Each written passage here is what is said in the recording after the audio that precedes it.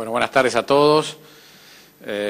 Yo no quiero dejar de comenzar agradeciendo esta invitación, tanto a Cristian Lense como a Carlos Brown, que me permiten estar aquí en Mar del Plata en la inauguración del ciclo de formación de la filial Mar del Plata del Movimiento Productivo Argentino.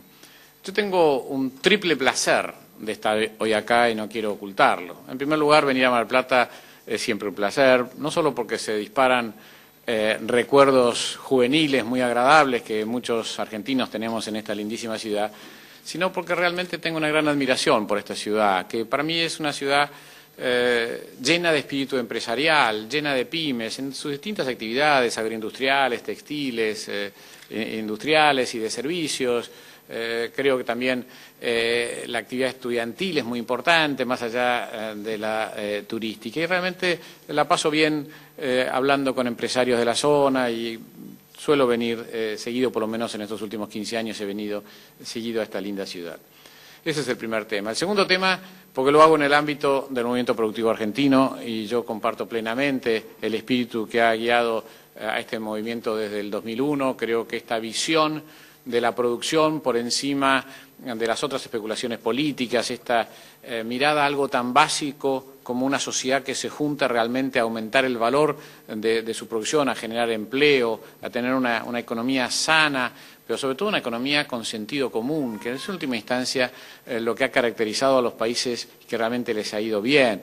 En general, cuando uno estudia los casos exitosos de los últimos 100 años, no se basan en soluciones mágicas tipo la convertibilidad, tipo el plan austral o tipo estas soluciones que a veces los economistas hemos inventado y que estamos muy orgullosos por la creatividad y la sofisticación, pero finalmente llevan al fracaso porque no generan las bases, como le decía recién un periodista, las señales para que la producción sea más importante que la especulación financiera. Entonces yo creo que realmente estar en este ámbito, estar bajo este techo del movimiento productivo argentino, me sienta muy bien. Y la tercera causa de felicidad es hablar de las pymes, porque si bien en los últimos meses uno se la pasa hablando de la cuestión fiscal, de la inflación, del INDEC, de si vamos a ser capaces o no de pagar los vencimientos el año que viene, los bonos y toda esta clase de cosas, en última instancia hablar de todos esos temas genera un gusto amargo. En cambio, hablar de pymes junta una vocación teórica muy grande que he tenido en estos 30 años, con también alguna experiencia práctica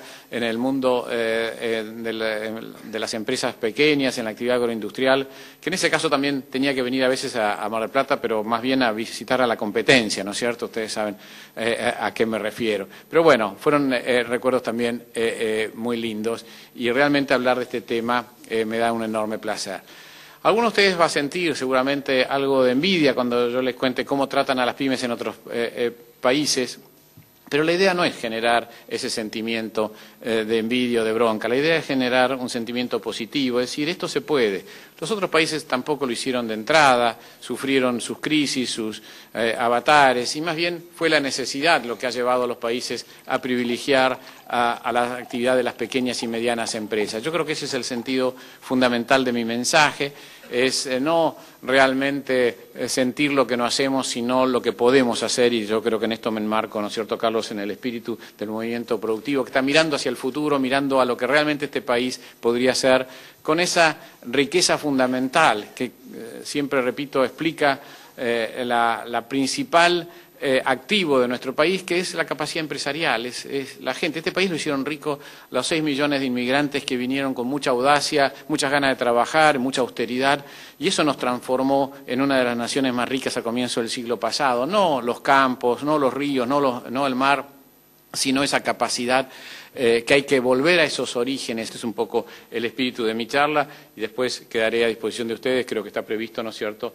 para contestar preguntas. No sé si eso está... Bueno, si no, las contesto vía mail o por internet si tienen algunas cuestiones particulares. Primero me voy a dedicar a ver lo que significa el tema de las pymes en importancia. Me van a acompañar algunos cuadros, espero que lo puedan ver, pero también quiero decirle que esta presentación queda acá en esta máquina, seguramente va a ser levantada la página y la podrán consultar con todos los detalles. Lo primero que hay que, sin meterse en los datos, hay que entender es que las pymes constituyen el corazón de la actividad productiva. Representan el 99% de las empresas, el 81% del empleo y el 57% de las ventas. Puede subir un poco más un año u otro, pero eso es lo que es normal en la Argentina, pero también es lo habitual en otras partes del mundo. Si bien son conocidos por Estados Unidos las empresas grandes que uno conoce en Estados Unidos siempre nacieron como pymes, con distintas particularidades, pero nadie crece como surge de la nada como una empresa grande. Lo mismo se puede decir de Europa, donde tiene una política distinta, tiene más siglos de tradición empresaria y hay un cuidado de las pymes, hay menos mortandad y menos natalidad de pymes, pero sí igual el grueso de la actividad económica está en pequeñas empresas. Y creo que esto es importante reconocer porque a veces uno siente como que la política económica más bien está dirigida a las grandes empresas con nombre y apellido, a esta clase de cosas, y realmente no podemos esperar la generación de empleo si no es sobre la base de las pymes. Pero no solamente de empleo, también de exportaciones, también de generación de recursos fiscales. La pyme es realmente lo habitual, lo natural de la actividad económica y por lo tanto no tenemos que mirarlo en la lista, como voy a comentar más adelante, que a veces uno escucha a ciertos políticos hablar de las pymes en la misma lista que los inundados, los marginados, los empobrecidos y las pymes, como si realmente perteneciéramos a una lista de los damnificados. Y no es así, ni tiene que por qué ser así. Las pymes constituyen realmente el centro de la actividad económica y del futuro económico de un país. En realidad las pymes son multisectoriales. Ahí tenemos algunas estadísticas de lo que representan en términos de las exportaciones. Y vamos a ver que en la Argentina estamos a un nivel intermedio, con el 15% de las exportaciones en manos de las pymes, pero en países más desarrollados como los europeos estas cifras son muchísimo más grandes.